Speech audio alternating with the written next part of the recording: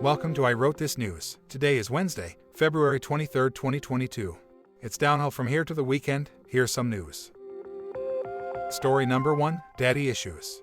A video clip of Eric Trump calling his father from the stage of a political rally has gone viral because of the former president's somewhat lackluster response to being told by his son that he loves him.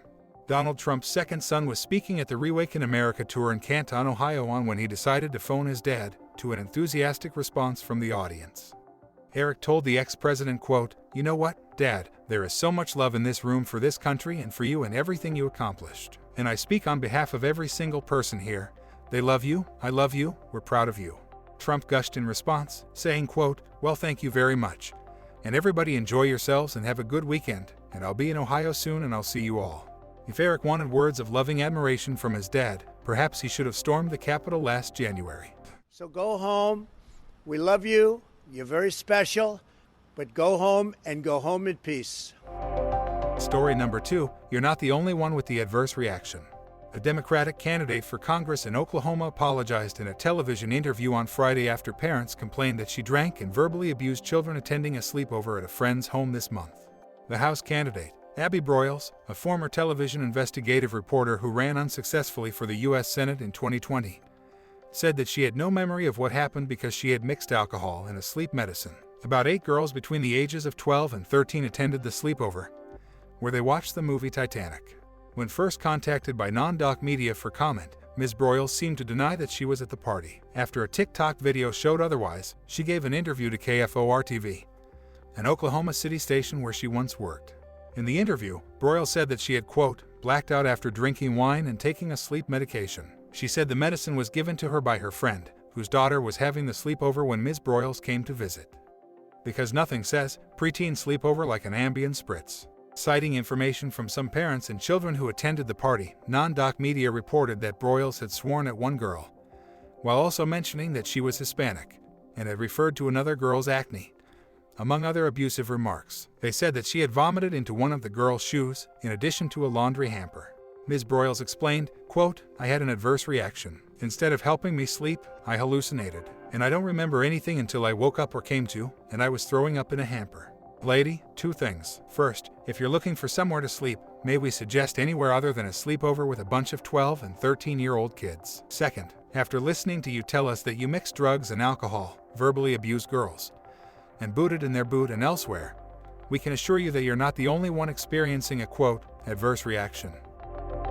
It's time for a new segment called Robot Rant-O-Rama. Normally, gentle podcast listener, we try to keep things light and upbeat. We know that life is sometimes tough enough without pointing out how sometimes life is tough enough.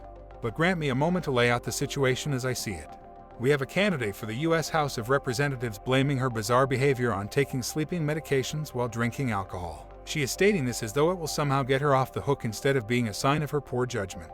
We have a former president who can't seem to tell his own son that he loves him, but who is willing to tell the people who attacked the Capitol that he loves them and that they are very special. We have family members of a vice president who did huge consulting deals for no other apparent reason than that they were family members of a vice president. We have a sitting senator from Alabama who doesn't know the 3 branches of government, thinks that the goal of World War II was to defeat socialism, and believes that requiring senators to refrain from stock trading will keep good people from running for office. Left or right, Democrat or Republican, is this really the best that we can do? February 23rd is the 54th day of the year in the Gregorian calendar. 311 days remain until the end of the year. In Russia, today is also Defender of the Fatherland Day. The holiday officially celebrates people who are serving or were serving the Russian armed forces, but unofficially. Nationally, it has also come to include the celebration of men as a whole, and to act as a counterpart of International Women's Day on March 8th.